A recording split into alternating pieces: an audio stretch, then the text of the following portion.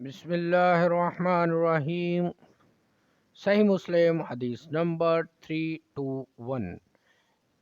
اسی طرح ہجرت اور حج بھی سابقہ گناہوں کو مٹا دیتے ہیں۔ ابن شماسہ مہری یا مہری رحمۃ اللہ علیہ سے روایت ہے، انہوں نے دیکھ لیتے ہیں مہری یا ابن شماسہ مہری رحمۃ اللہ علیہ سے روایت ہے، انہوں نے کہا ہم عمر بن عاص رضی اللہ تعالیٰ عنہ کے پاس حاضر ہوئے، وہ موت کے سفر پر روانہ تھے، روتے جاتے تھے اور اپنا چہرہ دیوار کی طرف کر لیا تھا۔ ان کا بیٹا کہنے لگا، ابا جان، کیا رسول اللہ صلی اللہ علیہ وسلم نے آپ کو فلاں چیز کی بشارت نہ دی تھی؟ کیا فلاں بات کی بشارت نہ دی تھی؟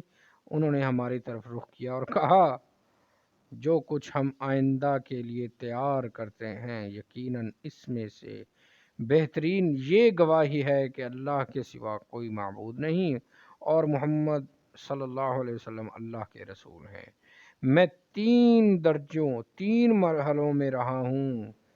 پہلا یہ کہ میں نے اپنے آپ کو اس حالت میں پایا کہ رسول اللہ صلی اللہ علیہ وسلم کے ساتھ مجھ سے زیادہ بغض کسی کو نہ تھا اور نہ اس کی نسبت کوئی اور بات زیادہ پسند تھی کہ میں اب آپ پر قابو پا کر آپ کو قتل کر دوں۔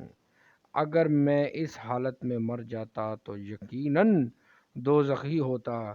دوسرے مرحلے میں جب اللہ تعالیٰ نے میرے دل میں اسلام کی محبت پیدا کر دی تو میں نبی صلی اللہ علیہ وسلم کی خدمت میں حاضر ہوا اور عرض کی، اپنا دایاں ہاتھ بڑھائیے تاکہ میں آپ کی بیعت کروں۔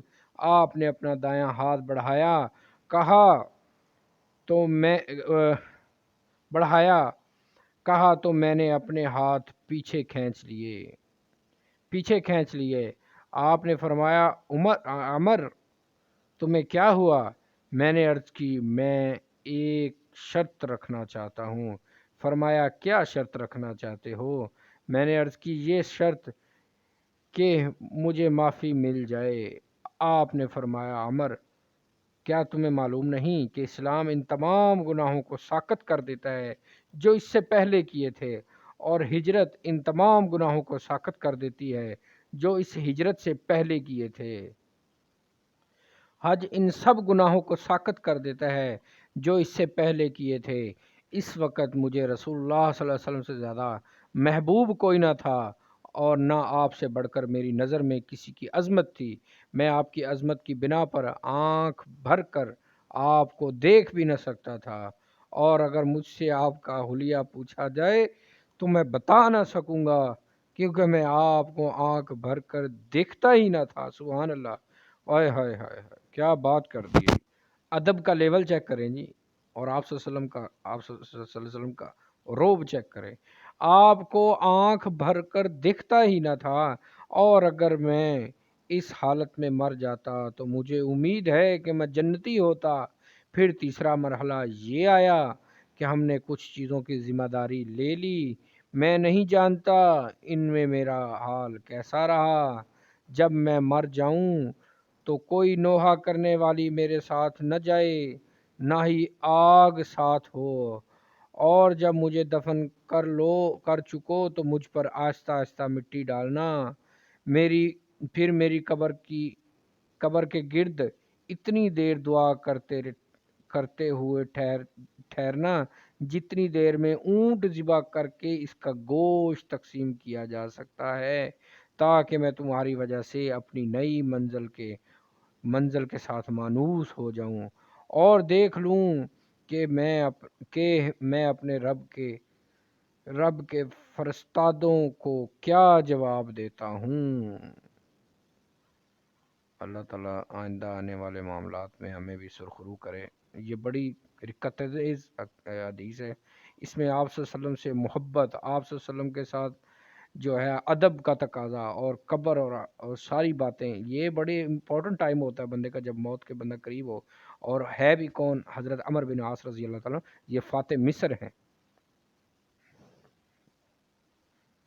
صحیح مسلم حدیث نمبر 321۔ حضرت عمر بن عاص رضی اللہ تعالیٰ کا یہ آخری خطبہ ہی کہہ لیں اس کو، کہ جو آپ کی حدیث جو آپ نے اپنے آخری وقت میں اپنے بیٹوں کے ساتھ شیئر کی، اپنے بچوں کو یا اپنے جونیئرز کو بتائی، جو باتیں اپنے دور کو انہوں نے 3 حصوں میں تقسیم کیا: زمانے جاہلیت والا، پھر آپ صلی اللہ علیہ وسلم سے اسلام کے بعد جو آپ صلی اللہ علیہ وسلم کے ساتھ ان کی محبت رہی، پھر کچھ تنازعات میں وہ ان کا ٹائم گزرا حضرت علی رضی اللہ تعالیٰ عنہ کے ساتھ، جو معاملات تھے ان کے، جس میں وہ حضرت معاویہ کا ساتھ دے رہے تھے رضی اللہ تعالیٰ عنہم، تو ان کا بھی کچھ ذکر کیا انہوں نے کہ میرے اوپر کوئی ذمہ داریاں آئیں، تو پھر انہوں نے قبر کی بات کی اور ایک اصول بھی دیا کہ اتنی دعا کرنا کہ جتنا اونٹ ذبح کرنے اور اس کا گوشت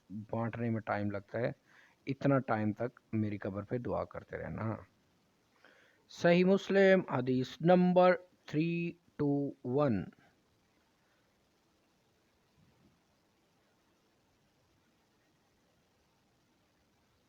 صحیح مسلم حدیث نمبر 321۔